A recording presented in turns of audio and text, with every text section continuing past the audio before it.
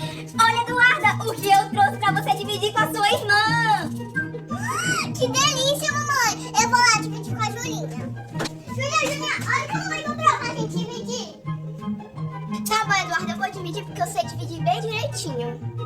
Agora eu vou dividir. Segura. Tá. Um pra tu, um pra mim. Dois pra tu, dois pra mim. Três pra tu, três pra mim. Quatro pra tu, quatro pra mim. Cinco pra tu, cinco pra... Eduarda, eu dividi certinho. Olha aqui pra você ver.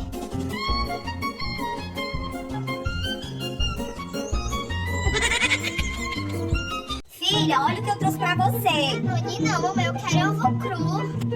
Ovo cru? Eu, hein? Essa menina é um avesso mesmo. Deus me livre. Toma.